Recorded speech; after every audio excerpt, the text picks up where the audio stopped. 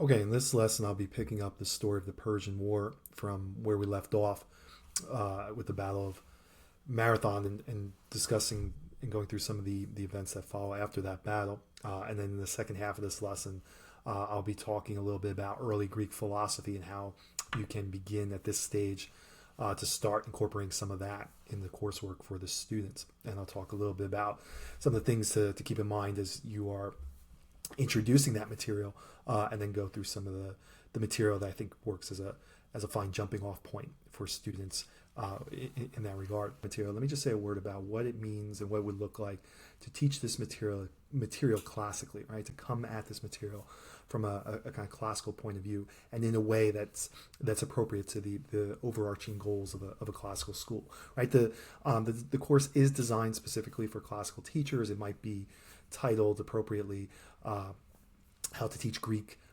for classical school or for classical students. All right, and the approach that I'm taking here and that I'm trying to model for you is one that hopefully reflects the commitments of classical education.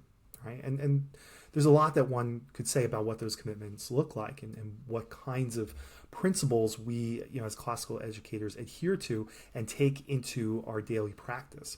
But I think, in the most simple way I can put it, right, as classical educators, we assume that what we are trying to do is not simply prepare students for a future career or a future place in the job market. We're not engaged merely in college prep, though we are convinced that the approach we take does adequately prepare students for those future endeavors.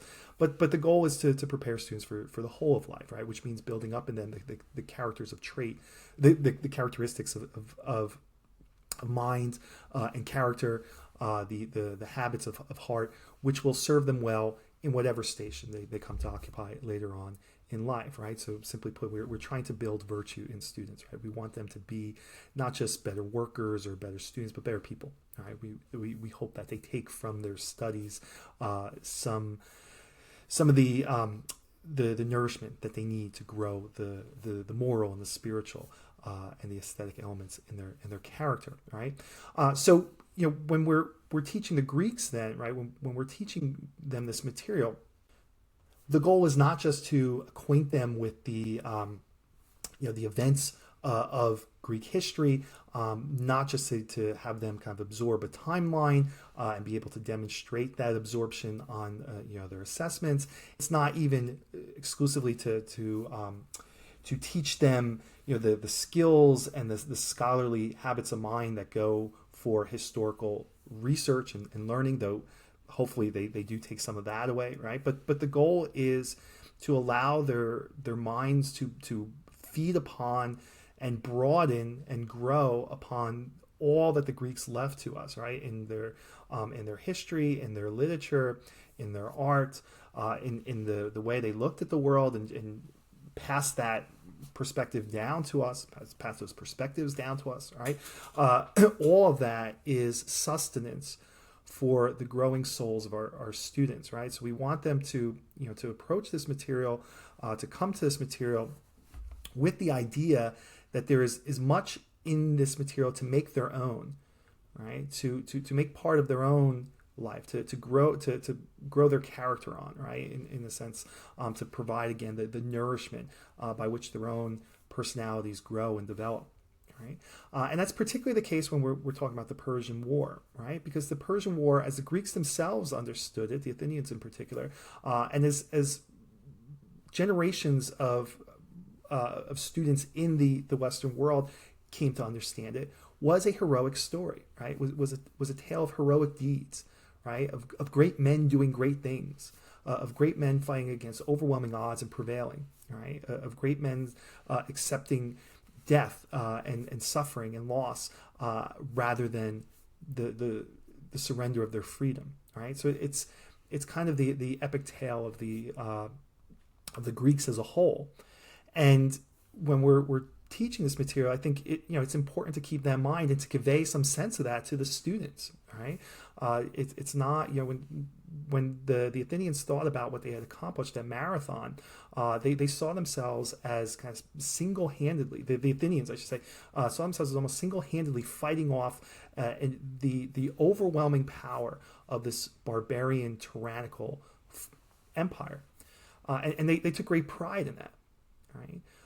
And rightly so.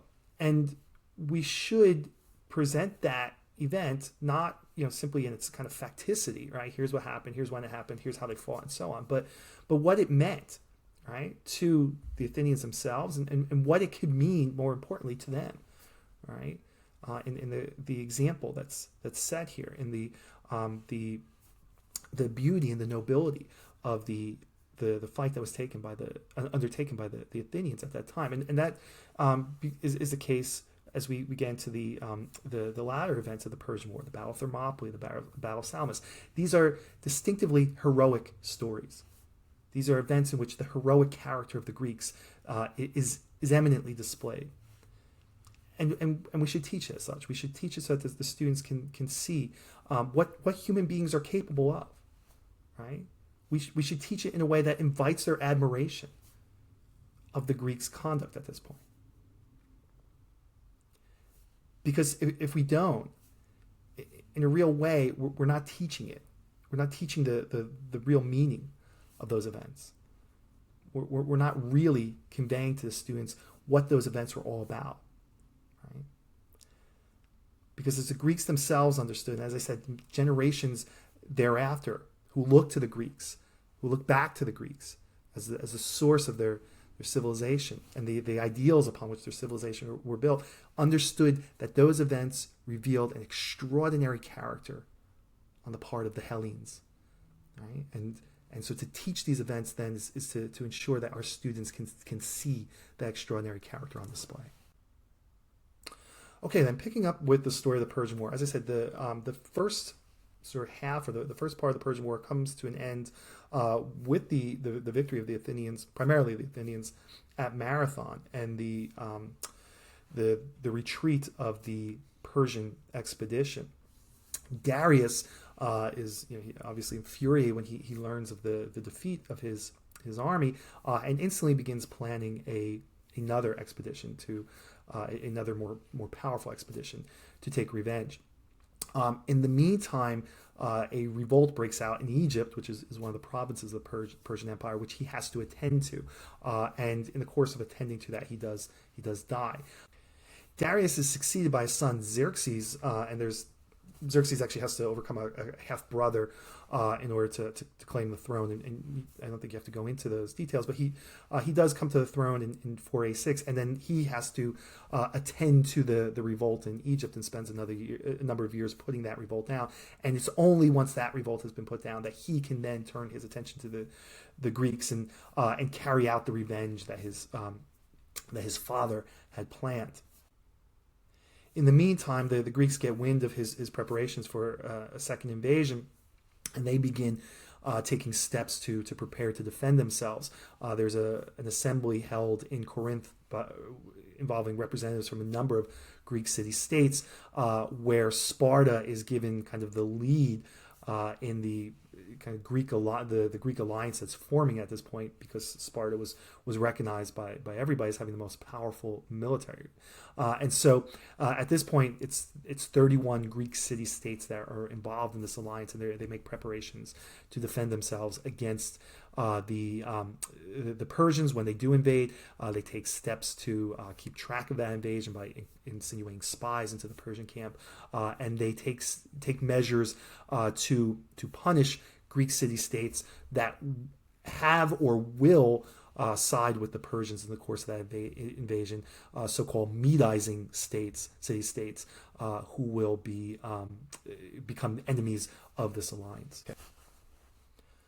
So at this stage, Xerxes gathers together a vast array of military resources, puts together an enormous army, as well as a navy that's going to trail the army or track the army along the coast as they march. And in 480, Xerxes, at the head of this enormous army, crosses the Hellespont from what is modern-day Turkey or Asia Minor into Greece. And again, he really has Athens in his sight as the primary target. This is the point in the story where I think, again, you want to turn the storytelling duties over to Herodotus. I think this is the place to pick up with the narrative in Herodotus. This is in Book 7, where you can find this section. And the anecdotes that Herodotus shares at this stage of the story, they're justly famous, and they tell a lot about Xerxes and a lot about what it is that Herodotus wants us to understand about this conflict by way of understanding something about Xerxes, right? So this is the point of the story where Xerxes lashes the waters of the Hellespont when a storm arises and prevents the building of the pontoon bridge that he's trying to construct. Right? He's so angry he goes down to the water with his whip and lashes the waves. And of course, the action is that of a tyrant, of a man who's so convinced, excuse me, that his power should extend over the entirety of creation, that even the waves should obey him and should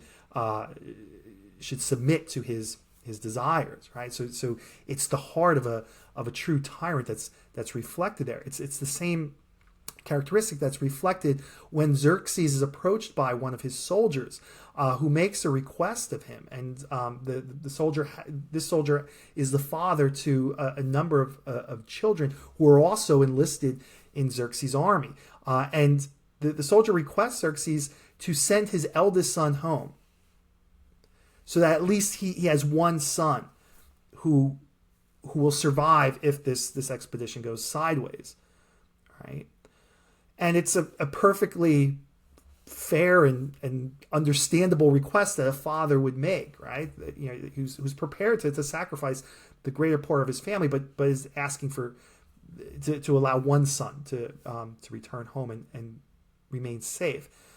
And Xerxes responds to this request in fury. He gives an order that the man's eldest son be brought to him and cut in half, right? Executed and cut in half. And in fact, the two halves of his body are placed along the sides of the road for the Persian army to march through, in case anybody else has any ideas about asking, making a similar request of Xerxes, right?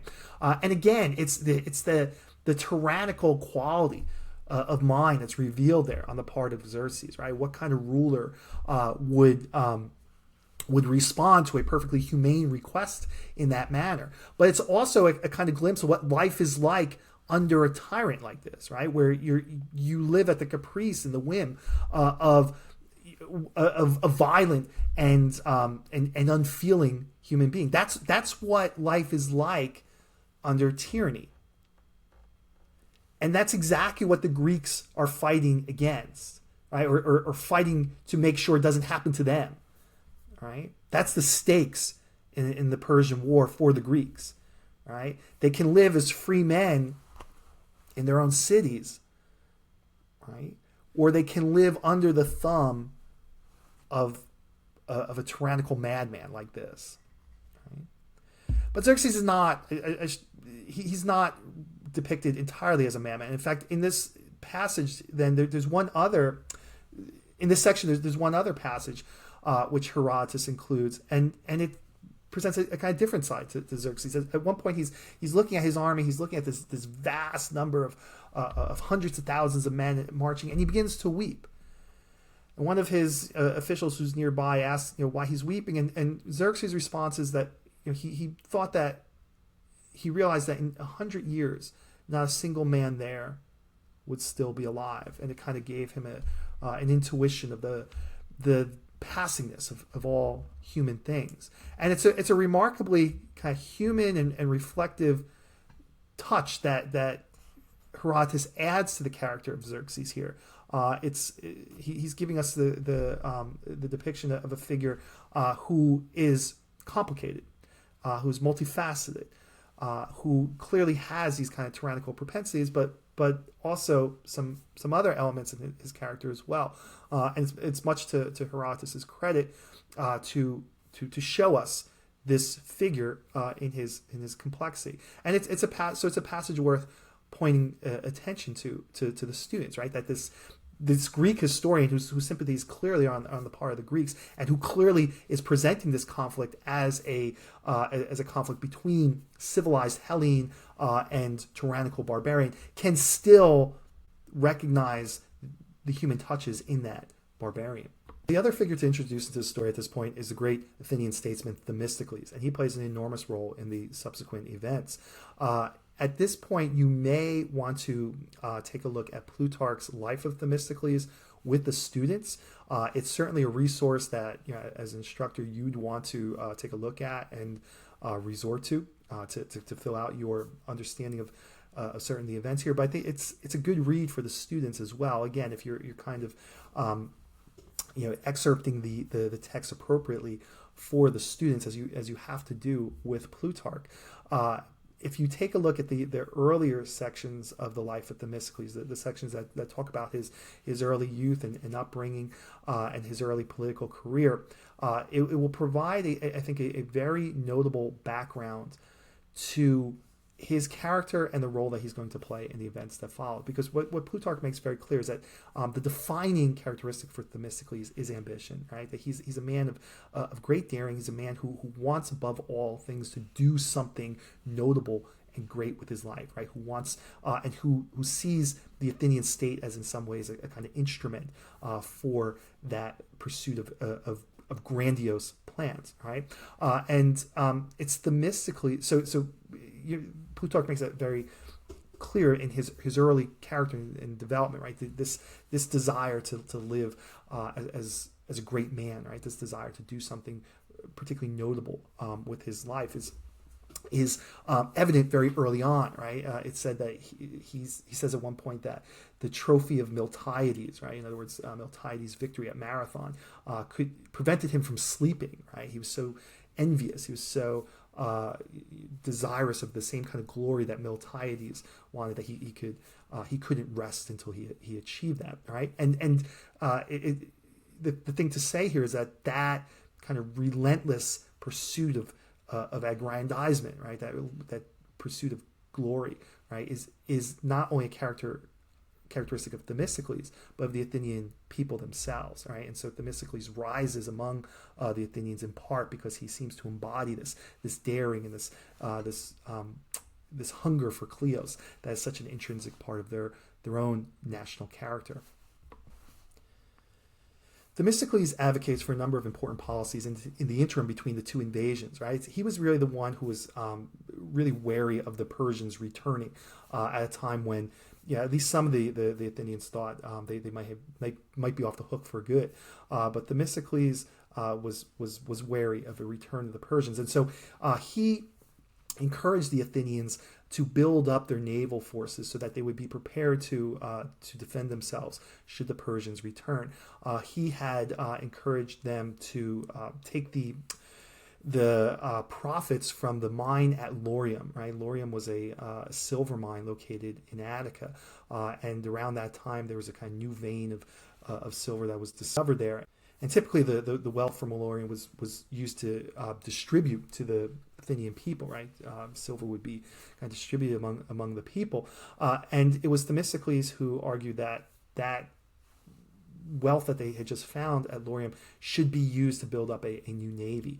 And the Athenian people voted to do that, and so they built up a navy that initially had 100 ships in it, which was, I'm pretty certain, was the largest navy in Greece at the time.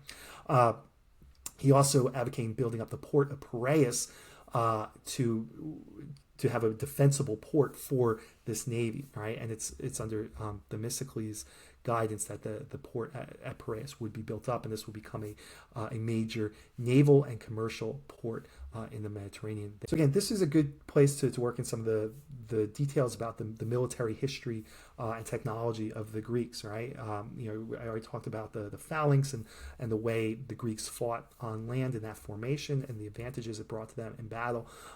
It's at this time that the Athenians begin building a number of ships known as triremes, and they take that name from the three levels of oars, of banked oars, that they use for propulsion. And these ships were very fast, highly maneuverable, and more or less the state of the art on the seas. They were very effective battleships.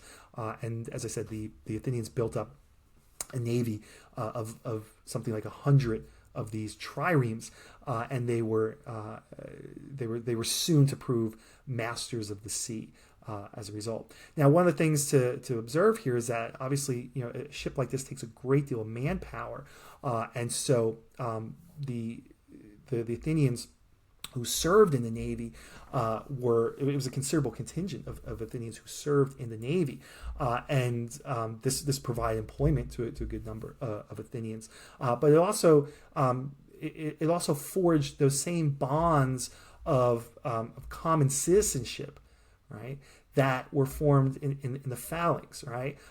And in fact, in the case of the phalanx, the phalanx was constituted by hoplites, right? Hoplite soldiers who, again, were accoutred in armor and weaponry that generally they provide for themselves. So typically the hoplites were kind of upper class men, right, who were capable of accoutring themselves in the necessary equipment of a hoplite. Those who fought those who rode in the triremes, right, came from all classes, right? You didn't need wealth to be able to pull out an oar. And in fact, as I said, the service in the Navy provided employment for many Athenians, right? So, but it brought large numbers of Athenians together in this kind of communal effort, right, where they're rowing together, even at the same rhythm, right, and spending time, large amounts of time confined in these very small spaces with one another. And again, this is speculated by some historians to be part of what contributes to the sense of national identity among the Athenians, the sense of patriotism that's so pronounced among the Athenians, right? That they are back to back, shoulder to shoulder, fighting alongside one another for considerable amounts of time in against this great enemy. And that can't help but forge bonds of brotherhood that would last after the conflict was over.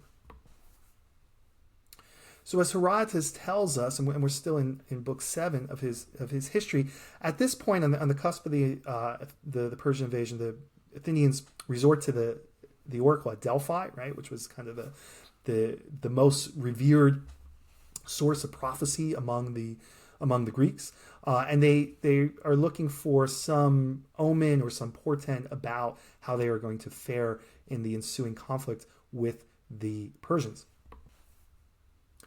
The response they get from the oracle is not everything that they would hope for. The first response that the oracle gives them is, as you see on the screen, all is ruined for fire, and the headlong god of war speeding in a Syrian chariot shall bring you low. Right? And this seems to very clearly prophesy the destruction of Athens. And the Athenian contingent hears this prophecy, and they say, well, can you give us another? Right? Because we're really not happy with that. And so the second prophecy that the oracle delivers is that the wooden wall only shall not fall, but help you and your children. And this sounds somewhat more promising, though it's still quite enigmatic. And so the Athenian contingent goes back to the oracle for one last prophecy. And at that point, they hear, divine Salamis, you will bring death to women's sons. And now, totally mystified, they return back to Athens, where a debate ensues about what these prophecies might mean, and particularly the nature of the wooden wall. Right, was the question that everybody was debating, and some think that it refers to like an old ancient wall that was built around the Acropolis, and prophesying perhaps that the Athenians would make a last stand around on the Acropolis. But the interpretation that prevails, in no small part thanks to Themistocles' encouragement, is that the wooden wall must mean the ships, right? The ships that the Athenians had been building and had built, and that they would find their salvation in those ships, right? In other words, that the naval might of the city would save them, and sure enough, that is what will come to pass. As I said, though, it was the Spartans who were in overall charge of the alliance of Greek city-states prepared to defend the Greek homeland, and they were it was their leaders who served as generals to the allied armies. And so that's how a contingent of 300 Spartiates, the leading soldier citizens of Sparta under King Leonidas, found themselves defending the pass at Thermopylae, which is this kind of narrow defile between the mountains and the sea that stood in the path of the oncoming the oncoming army of Xerxes as they made their way into Attica and towards Athens. This is the story of the famous 300, the 300 Spartans under Leonidas' rule. They were joined by a number of allied soldiers as well, not more than 1,000 soldiers in all, to face single-handedly this onslaught of tens of thousands of Persian warriors. So it seemed pretty clear from the beginning that this was something of a suicide mission, and the Greeks, if they stood and fought there, clearly could not prevail over the numbers that were going to be sent against them. Nonetheless, Leonidas recognizes the importance of holding this pass against the Persians, right, to keep them from simply pouring into Attica.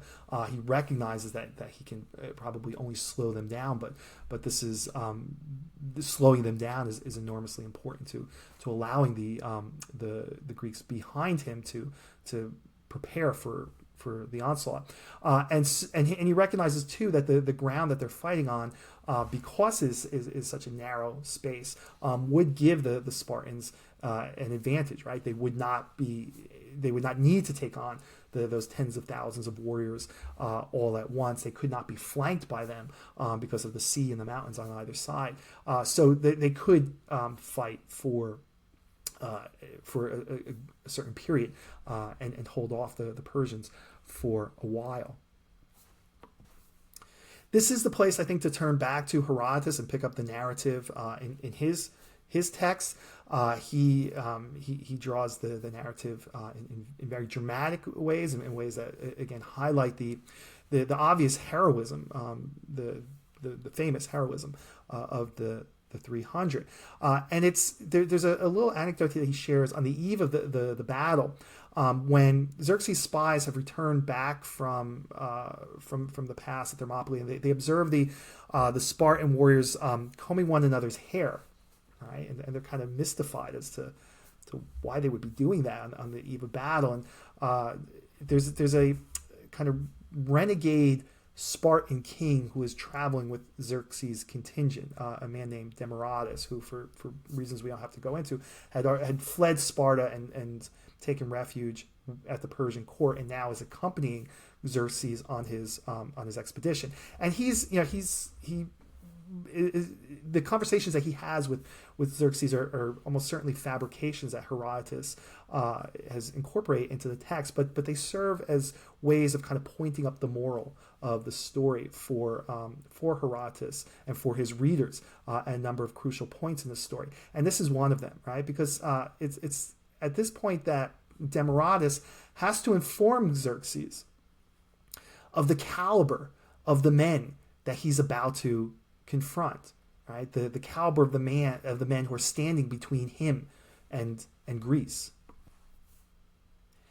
And he tells Xerxes, he says, 1 against 1, they, the Spartans, are as good as anyone in the world. But when they fight in a body, they are the best of all. For though they are free men, they are not entirely free. They accept law as their master, and they respect this master more than your subjects respect you.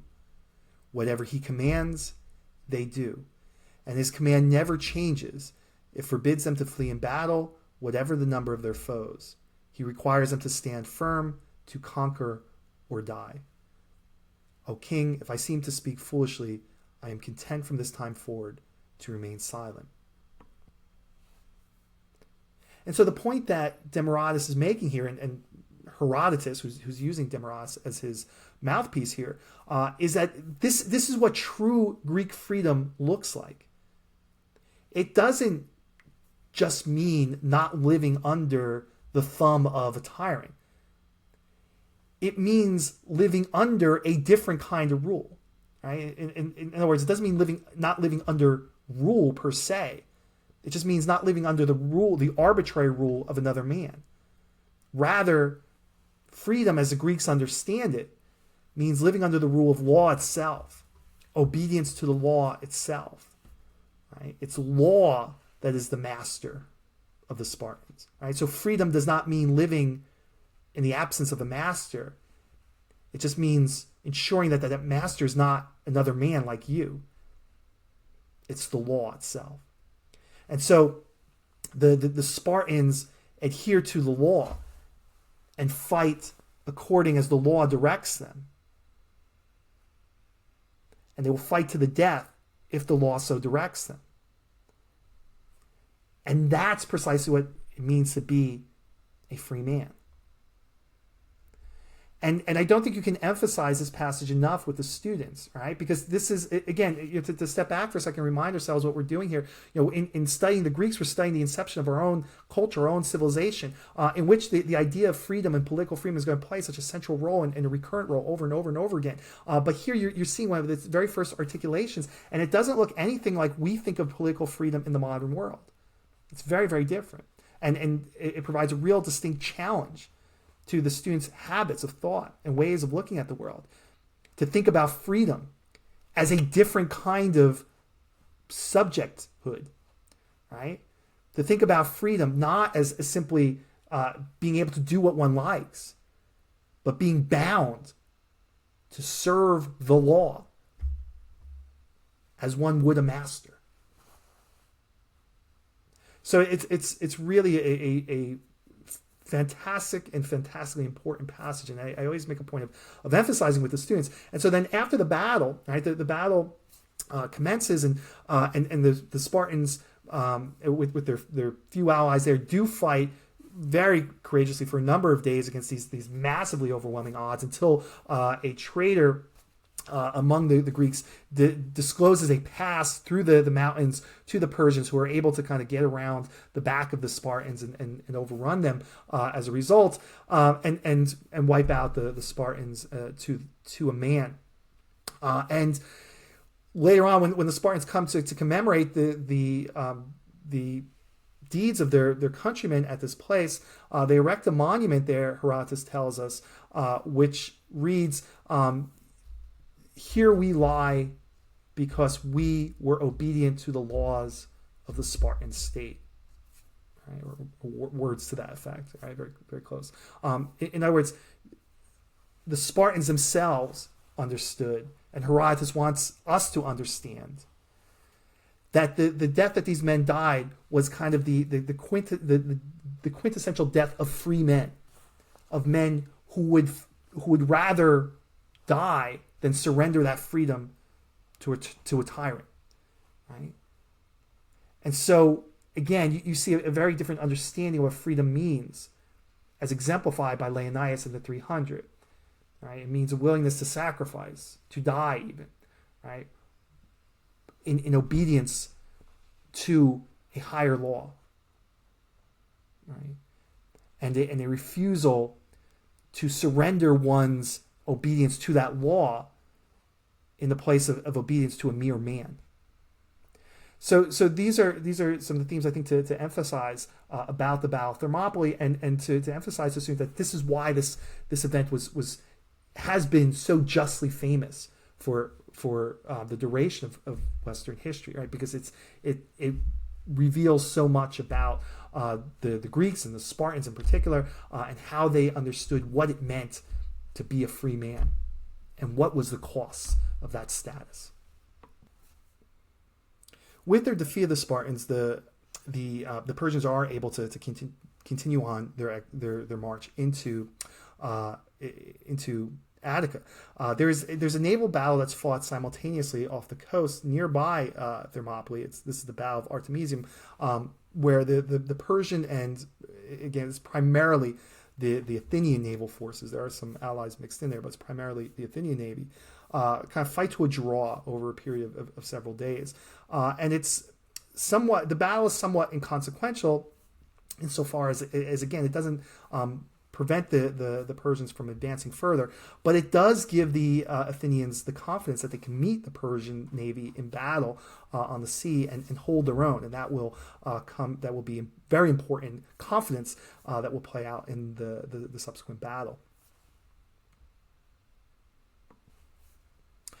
The Persians now are able to enter Athens and destroy it, burning down all the sacred buildings of the Athenians in revenge for their act of defiance against the Persian Empire, and specifically for the burning down of Sardis. By this time, most of the Athenians have fled the city, and they fled to a nearby town called Troezen on the Peloponnese, which has taken in most of the Athenian non-fighters as refugees. All right, the fighting men among the Athenians go to the island of Salamis, where they are joined by allied forces, right? And the naval, the navy kind of docks there at Salamis, right? While the Persians destroy the city. And again, this is part of the story that really is worth emphasizing to students, because the point here is that the Athenians would rather pick up and leave their city behind than submit to the rule of the tyrant, right? Rather than going out and begging for his mercy and begging him to spare them and submitting to his rule and giving him earth and water, right, in tribute, and accepting his rule over them and surrendering, right? The Athenians display this kind of indomitable spirit where they say, okay, you take the city, we're going to run away. We're going to get as far away from you as we can. We're going to do anything other than live under your thumb. All right, and again, it's a part of the story that displays this commitment to the Greeks, to their own freedom, their kind of invincible willingness to fight against this tyrannical invader at any cost. As I said, then the Athenian navy sails for Salamis, where their forces are joined by a number of the other contingents from the other Greek city-states, and a debate kind of ensues about what to do at this point, right? And there's a desire among a number of the other Greek city-states, the Spartans included, to simply put an army between the Persians and the rest of Greece, particularly the Peloponnese, to ensure that they can't invade anywhere else, right? But more or less leaving Athens to their clutches, and it's here that Themistocles kind of employs some diplomatic cunning, and he threatens to take the Athenians and their ships, which are the primary naval resources of the Greek alliance at this point, and sail westward for Italy, right, and settle anew there, rather than stay there in Greece and have these barbarians occupying their city. He wants the other Greeks to fight the Persians, and he's convinced that they can prevail against the Persian navy at sea, and he manages to kind of strong arm them into a battle with the Persians. On the other hand, he manages to insinuate a spy into Xerxes' court, who informs Xerxes that the Greeks are preparing to flee, and that if he wants to destroy their navy, he ought to send ships immediately to go and chase them down, which Xerxes promptly does. So this brings about the battle that commences in the narrow channel between the island of Salamis and Attica. And it's a battle that's more or less orchestrated by Themistocles himself, who's kind of played upon both sides to ensure that this battle comes to pass. And he is convinced that the Athenian ships, due to their sturdiness, their greater maneuverability, will be able to confront and defeat the Persian fleet in the narrow channel, in the narrow waters that are to be found there in that channel. And sure enough, once the Persian fleet chases after the Greek ships turn around and confront them, making it clear that they were not fleeing at all. And sure enough, the Greeks are able to prevail over the Persian fleet, more or less wiping out that fleet in a great victory, while Xerxes, who is seated on his throne on the rocks overlooking the waters, is forced to witness the destruction of his fleet. Prophecy that the Athenians had received at Delphi comes to fruition, comes to pass. Salamis, the Battle of Salamis, is a great victory for the Greeks. It's one of the great naval victories, the most decisive naval victories in all of history.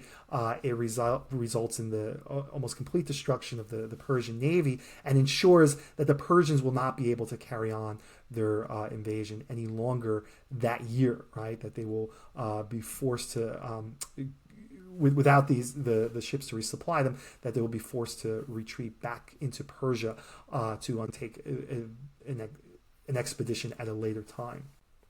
The story doesn't end there. Xerxes is forced to retreat back into Persia with the larger number of his army, of his soldiers, but he does leave a small contingent behind in Greece under the leadership of a general named Mardonius to renew the fighting the following year. The following year, the Greek allies do confront Mardonius' army. They are led by a soldier named Pausanias, a Spartan general named Pausanias. And as part of that alliance, the Greek soldiers who partake in that military conflict are required to take an oath, which Herodotus records, and this is in Book 9. I should mention the Battle of Salamis is recorded in Book 8. Herodotus narrates that battle in Book 8, and again, you're going to want to turn to his account of the battle because it's very dramatic and very telling. So it's a little bit hard to follow at times exactly what's going on, so you're going to want to gloss it a little bit as you read through it, but he does provide a lot of really dramatic details, and it's good reading for the students. But then it's in Book 9 where he turns to the concluding part of the conflict, and he records the oath of the Greek soldiers. "I shall fight as long as I live, and shall not consider it more important to be alive than to be free." Right? Again, this is clearly for Herodotus the meaning of this whole conflict. Right? The meaning of what's at stake in this whole conflict. Right? It's a fight between free men and subjects. Right? And we've already seen in that speech of Demaratus what it means for a Greek to be free, right? And how rich and ennobling a concept of freedom is underlying their efforts here, and it's that they're fighting for, right? It's that they're defending, right? So Herodotus wants us to understand that, and I think it's important for the students to understand that and to come away with an understanding of what was at stake for the Greeks in this conflict. So the two sides then do meet the following year, in the year 479, at the Battle of Plataea, a city north of Athens, and at this time it's the Spartans' turn to shine, right? If the Athenians were really the stars of the Battle of Salamis, the stars of the Battle of Plataea are the Spartans, who occupy one wing of the army and are able to push back the Persians opposite them and begin the rout that will lead to the defeat of the Persians. Right? Again, you can kind of show the students a map like the one you see here to kind of give them a visual of what was taking place, or you can find one of those animations online that will kind of display the troop movements and show to the students how the Spartans kind of vindicated their reputation for being the greatest infantry fighters at the time by beating the Persians face to face, man to man, hand to hand, at this conflict, at this battle. So this is really the Battle of Plataea is the last major battle of the Persian War, and at this point the Persians cease to be a presence in the Greek mainland. Right? They no longer are able to maintain a military presence in the Greeks' country. the Persians don't disappear, though, entirely, and they don't disappear from Greek consciousness entirely. They remain a presence in Ionia and in Asia Minor, and the Greeks, particularly the Athenians, fight against them there a number of times in the ensuing years. The son of Miltiades, the hero of Marathon, his son Cimon actually is an admiral who leads a number who leads the naval forces of Athens against the Persian fleet in a number of conflicts, most famously the Battle of Eurymedon, where the Athenians prevail and wipe out a good portion of the Persian fleet, and again ensure that no subsequent invasion will be imminent. And so the Persians, we kind of see the Battle of Plataea as being the period placed on the Persian War. The Greeks at that time would not necessarily have seen it that way, right? The Persians don't simply go away, and they continue to be a presence and a threat in Greek consciousness, and that's important to know as we move into the next stages of Greek history, because that threat is kind of out there on the horizon, and it explains some of the things that will happen next, and which I'll be talking about in subsequent lessons. It's a good time then to introduce some of the philosophical material that can be incorporated into coursework on the ancient Greeks, and to introduce in particular some excerpts from the pre-Socratics, who I think serve as a really great jumping off point for the students as they begin to dip their toes into the philosophical tradition here. Now, a word about incorporating philosophy into instruction for students at this stage, and then a couple words about the pre-Socratics in particular.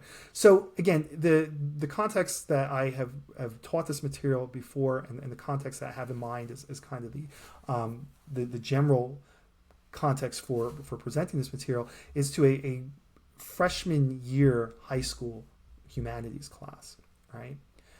So if you are so at that stage in their academic careers, I think students are ready to be introduced to philosophical thought, though not ready to wrestle with philosophical thought at great length, or to enter into the rigors of philosophical argument, of conceptual analysis, of the sorts of things that make up for real philosophical study.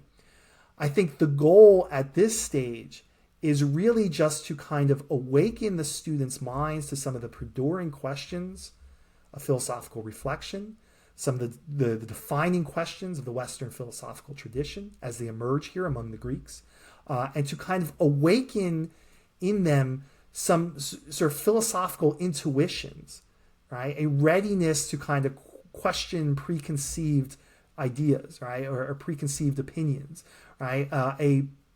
A readiness to go beneath appearances and to ask about causes and origins of things, right? A readiness to ask basic questions about being and human knowledge and human nature. A readiness to ask questions about being and human nature, questions of a fundamental sort, which ramify through 1,000 other types of consideration, right? I think that's what we're aiming for at this stage, right?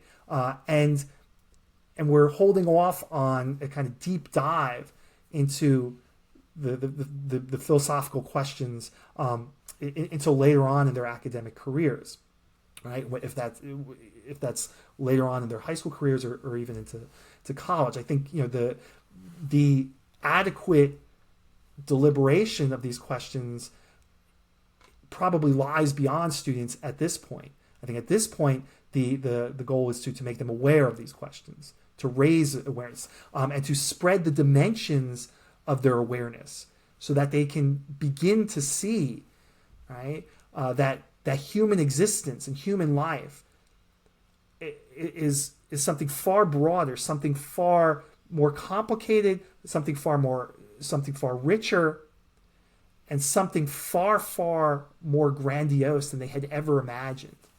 I think we're just trying to broaden their perspective at this point so that they can see what's out there on the horizon. Later on, we're going to give them the tools to navigate into that horizon effectively. But I think at this point, we just want to kind of lay out the landscape for them and let them take a glance at it and see all that's out there waiting for their subsequent inquiry.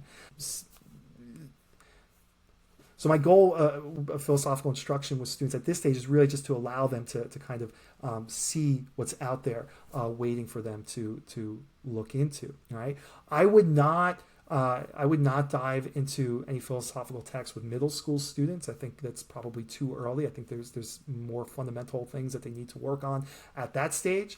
So if you're taking this material and you're adjusting it for middle school students, probably the main adjustment I would make would be to omit the philosophical instruction. Maybe you want to give it a shot with eighth graders, but for the most part, I think students should hold off on engaging with this material until high school. If you're working with upper level high school students, I think there you can go deeper into some key philosophical texts, and I myself have done that with juniors and seniors. You can read something like the Republic or the Nicomachean Ethics, and those are texts that students can engage with fruitfully. I know there are classical programs that assign to freshmen the entirety of the Republic or the entirety of the Nicomachean Ethics or the entirety of some of the other Platonic dialogues.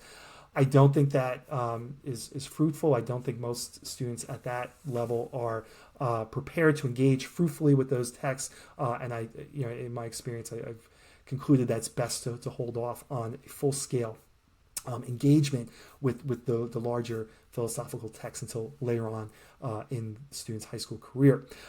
So again, we're looking for just small passages, small excerpts that are going to provide a window onto the philosophical landscape for students. And the pre-Socratics actually provide us then with a great set of such excerpts, right? Because in fact, all we have from most of the pre-Socratics are excerpts, right? We don't really have existing texts that come down to us from them. We have mostly a bunch of fragments, oftentimes descriptions of their philosophy that come from other places. Aristotle is oftentimes alluding to the thought of his predecessors, and so we know a bit about a number of the pre-Socratics through his text, right? And so we can just kind of call out a number of these excerpts for the students and allow them to kind of give thought to one or another of the ideas contained in those excerpts. So the way I start instruction in the pre-Socratics and in philosophy in general with the students is by telling about the ship of Theseus story, right, or the ship of Theseus problem, right, presenting this to them, and it's a problem it's articulated in Aristotle, and it's one that introduces the students to a number of the key themes that will run through the pre-Socratic thought and that they themselves will bequeath to their successors, namely Plato, Socrates, Plato, and Aristotle, and by way of those figures to the whole of Western thought and Western culture, right?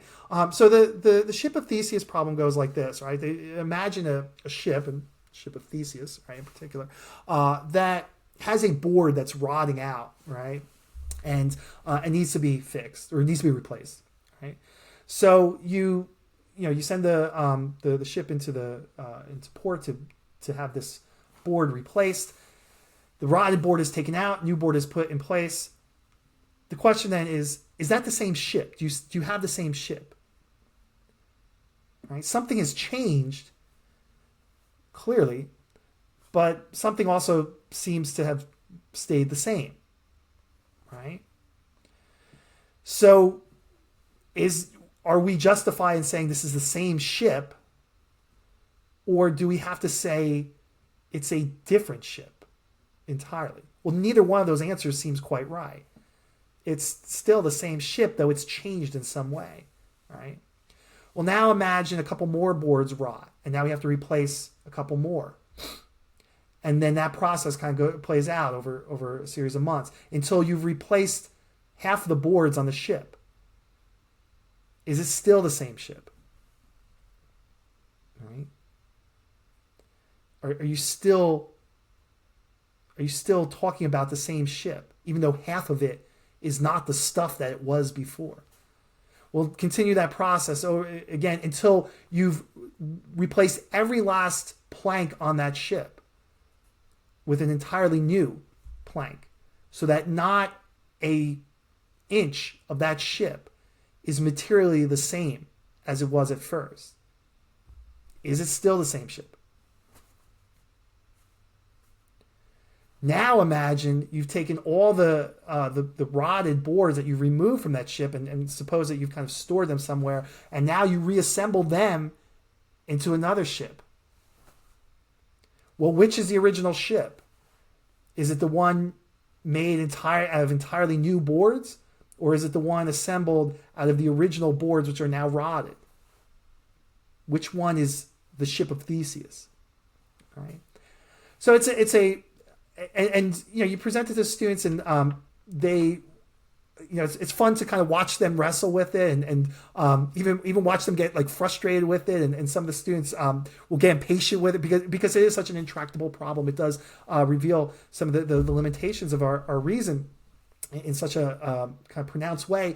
Some students will recoil from being challenged in that way, right? And so it's kind of fun to watch the varying reactions among students when you present it to them. But the point there is, I think the point to emphasize that the problem raises basic questions of identity in the face of change, right? How can we say of anything that is this particular thing if it's always changing into something else, right? And the way that students will kind of understand the significance of it, right, when will really grasp the full implications of this question is when you replace the ship of Theseus with themselves, and point out to them that, like, you 14 or 15-year-old person sitting in front of me are not the same person, are not in any way, I should say, you're not physically anything like you were when you were 2 years old. Right? The 2-year-old you is gone. The 14-year-old you has taken its place. And that 14-year-old you is going to be replaced eventually by a 30-year-old you. Right? So you are going to undergo this process of change every bit as dramatic as the change that the ship of Theseus was subject to. And the question is, what is going to constitute the you underneath all those changes? What is going to constitute the identity of who you are in the midst of all the various changes you're going to undergo? And of course, those physical changes are only the most apparent, but not the most meaningful ones, right? You're going to change relationships. You're going to change in your beliefs and what you believe in, your habits of thought, and so on. All right? You're not going to believe many of the things when you're 30 years old you believe now. You're not going to be in relationship when you're 30 years old with many of the people that you're in a relationship with now. So in what sense is the 30-year-old you going to be the same person as the 14-year-old you? And in what sense is the 14-year-old the same as the 2-year-old? So, and in what sense are you able to be a singular and unified person and have real personhood in the face of the relentless changes to which life is going to subject you? This is an enormous question, a question of enormous magnitude and one of enormous importance. And I think presenting it to the students in this way, again, will allow them to see the relevance of philosophy, right? That most abstract and abstruse and apparently irrelevant of subjects, right? The subject that seems like it's really just kind of cloud gathering, right? Something that seems very far removed from our immediate concerns as human beings, and you're showing them that no, actually, these questions that the philosophers are wrestling with are questions that are absolutely essential for you to think about if you're going to think about anything else, right? If you're going to think about who you are and what makes you you, you have to have some way of navigating this dilemma, right? And so as we turn to the philosophers, right, the pre-Socratics, first off, what they're trying to do is navigate these dilemmas so that we can find some way of answering them in a way that allows us to answer any number of other questions that present themselves in our lives, right? To get these fundamental questions straight first so that we can make sense of all the other questions upon which the answers to those fundamental questions depend. So we're now ready to turn to the pre-Socratics, who are among the first figures to begin thinking about these kinds of fundamental questions, right? And who give birth to philosophy as a kind of practice, or even as a way of life here in Greece, right? Where this particular form of life, or this particular habit of mind, really does take its birth as people begin to give thought to these kinds of questions. All right. So the way into the pre-Socratics, I think, is by way of brief research assignments on the biographies of some of the leading pre-Socratics. And you can see in the attachment that I've included here some of the figures who I think are key, among them Thales and Heraclitus and Parmenides and Pythagoras and Democritus. Right? I think these are some of your key figures, along with some of the others. Again, we have their work by way of fragments, and those fragments actually provide us with great little snippets that we can share with like freshman year students. I think that's the kind of thing that they can digest and wrestle with, right? But I think that before getting into those excerpts, I think we want to make the students kind of just aware of the general biographical milieu in which these figures were working, right? So I begin by having the students do a little bit of research on them, and we'll pull like an encyclopedia article. There's a number of sources you can go for, like short articles on these figures, and you can have the students approach in a number of different ways. In the past, I've had students kind of work in pairs to read the article, annotate it, and then provide a presentation to the class so that the students could learn a little bit about the major contributions and the major tendencies of thought about of each of these figures. And then, after the presentation would be when we would jump into some of the excerpts, right? And we would do this over a period of a couple weeks, right? So depending on when time allowed for it, in this class or that class, we would put some time aside and say, okay, today we're going to do a presentation on Pythagoras. The students who had done the research would give that presentation, and then after that, we would take a look at some of the fragments from Pythagoras together. So that's kind of the basic way I approach this, and you can modify that in a number of ways, right? If you want to have students work individually on the research assignments, those of you who are working in the IEW writing curriculum, I know that curriculum has students do a number of kind of summary assignments where they're reading us through a source and summarizing and annotating it. This can be content that you can use for an assignment like that, right? But in one way or the other, I think it helps for students to kind of begin by just doing a little brief research into the lives and major contributions of these thinkers before turning to some excerpts from their work or from the remnants of their work, right? And that's the way that we'll take a look at some of these figures. And again, the goal here is just to kind of raise awareness for the students of some of the questions that these figures were asking and some of the answers that they proposed to those questions. Right, so just by way of an example, right, see these are some of the excerpts from Heraclitus' fragments that I'll use, and Heraclitus is a great figure to work with because all of his work comes down to us, all of his thought comes down to us in these kind of pithy fragments, which are a number of which are justly famous. The most famous of which is one of the ones you see here. It's impossible to step in the same river twice, right? And you present that to students and you kind of explain the meaning of it, right? How there's this kind of relentless flux, this relentless changefulness or mutability to things, such that we never really do kind of encounter any one thing in a stable fashion. Everything is changing, right? That ship of Theseus is never the same ship from the moment you remove the first board. It's actually many ships before it's done. And the rivers is a new river almost every moment, right? As the water flows by, and the implication is that we ourselves are constantly changing, right? There, in a sense, there is no you underneath all those changes. It's just this constant process of change. And so you present the idea to students and you kind of let them chew on that for a bit. Like, what would that mean? What would that mean for themselves and their understanding of themselves? What would it mean for their understanding of others and their relationship with others, right? If that were the case. Right? And then you can lead them from that fragment to the fragment in which Heraclitus postulates the notion of the logos, right? The word, or even the law, the reason, right?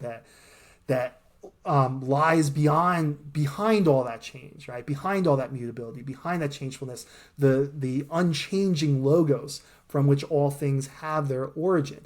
And you can trace this back then to Thales, right, who had posited an origin of all things in water, right, and who was seeking for the kind of unifying principle or source of being in this kind of material cause, to Heraclitus, who sees an origin in this kind of immaterial form, right, who thinks that the source of things cannot be one kind of thing, but something that's no thing at all, right? Or that is all things in another sense, right? Something that transcends thingness or material being, right? So, and then let the students kind of chew on that a little bit, right? And come to understand how the only way that we understand changefulness, right, is through some form of stability, or changefulness, right? The only way we can understand change is by way of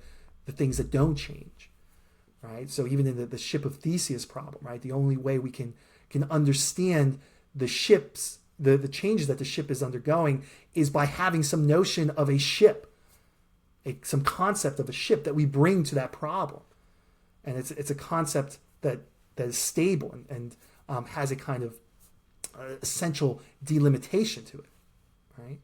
And it's only in light of that unchanging concept of a ship that we're able to kind of even begin to posit the problem of Theseus' ship, right? So this is all by way of kind of showing students both the problems and the way this particular philosopher is kind of wrestling with these problems. Of course, you can then go on to point out the resonance of the term logos, how it gets picked up later on, of course, most famously in the opening of John's Gospel, where Christ is identified with the logos, right? In the beginning was the logos, right? And all of the theological ramifications of that identification that follow, and that's makes for a fruitful conversation with the students as well. But it does, I think, looking at Heraclitus here does reveal a number of the themes that run through the pre-Socratics. Again, the idea of change and the way change presents a challenge to our ability to know the world, right? And how we can know the world in light of the changefulness of things, despite the changefulness of things, in light of things that don't change, right? How our minds seek out a kind of standpoint, a kind of rational standpoint, defined by certain unchanging principles from which we can make sense of the changefulness that we observe.